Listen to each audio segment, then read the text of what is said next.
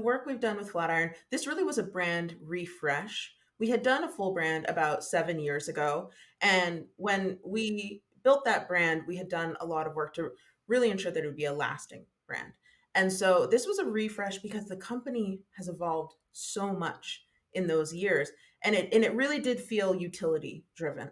And so in terms of process, I think it's important to make sure that this is not a vanity project. This is something that the organization truly needs, both from the utility standpoint of the people who are creating things that utilize your brand. Do they have the tools they need to create what they need to create? And also, is it a reflection of who you are today?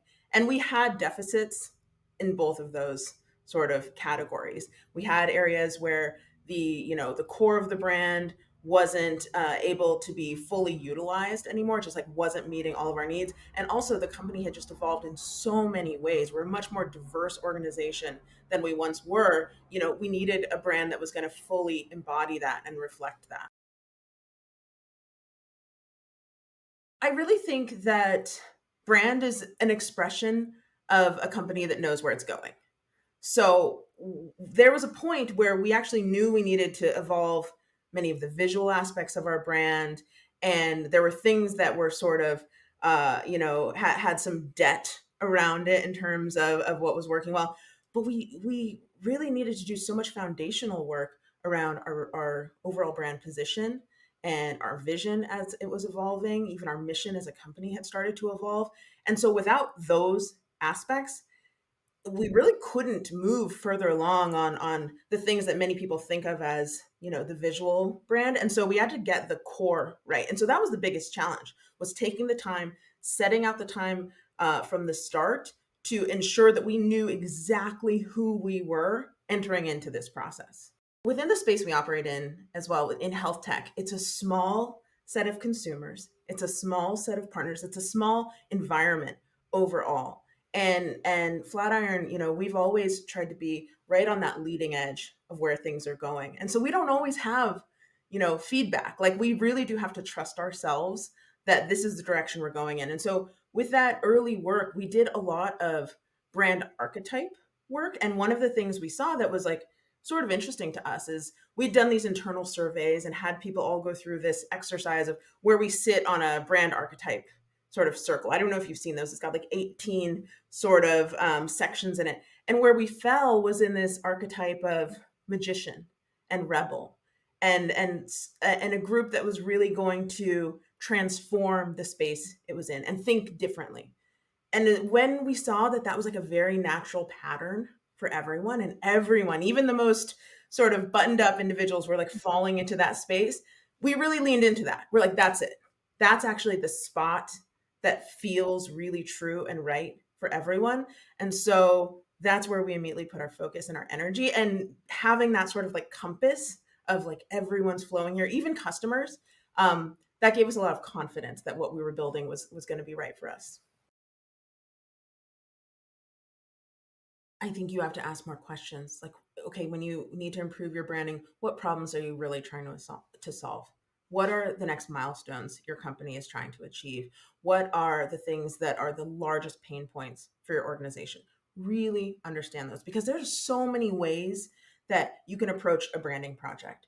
And if you start with the core problems you're trying to solve, you can at least hit that phase one in a way that's going to be most impactful, and you can grow and expand from there. Second, what's the team or the budget you have available to you right now? There are many different sizes and budgets that can accompany brand or rebrand projects. What's realistic for you to achieve? And so what are the things you can do? What are the talents within your team? What are the different resources you have access to? What are the things that are going to be truly achievable that you can deliver and start showing value very quickly to that team that probably doesn't totally know exactly what they want? I would really start with asking more questions. I don't think there is ever a finish. I mean, the rebrand we started 7 years ago, we were still adding to as we started this brand refresh. So I think they're like gardens that you're constantly tending and adding to and planting new things. We broke this into phases. So phase one of the project really was that core positioning. core vision work and sort of recentering the direction of the organization. That was like 6 to 9 months on its own. And then phase two, that had a lot of visual components to it. So the overall visual direction that we were taking the brand in, core large assets like a website redesign or large collateral redesigns, and those things that are like, the first core assets you need. That was another 8 to 12 months. And now we're moving into phase two and three and beyond. So I think working in phases is very important because the scope for these things is vast and it can kind of be infinite at times. And so really understanding what's most important to you and prioritizing that and scoping it out into phases, I think is very critical. I think AI has been woven into our lives for a long time now. Like, I think there's actually so many tools that we interact with today that are already, enhanced with AI. So I actually think it's like already in a lot of spaces. Now, the leaps forward it's going to take, whether in design or marketing overall, I think a lot of us have started to see that already, where it really is at a task level or a blank page starter exercise level to enable the creative individual to move faster. So I am not an AI doomsdayer necessarily. I think it's going to take a lot of the tasks that are more unpleasant or less creative, allow us to get a lot faster or offload a lot of those things and spend a lot more of our time in places that are uniquely human and offbeat and creative in the areas that that's not quite so good at yet. So I think it's a large opportunity to automate and offload a lot of the things that take a lot of our time today.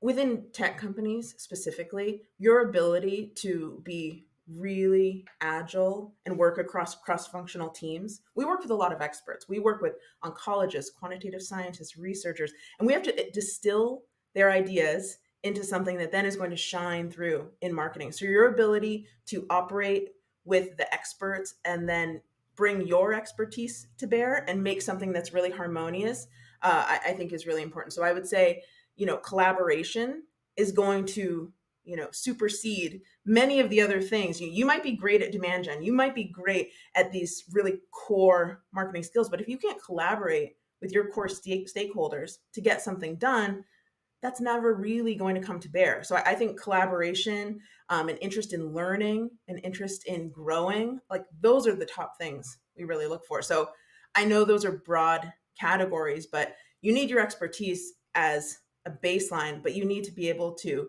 really deliver and operate within complex organizations to truly evolve and reach the next levels within marketing.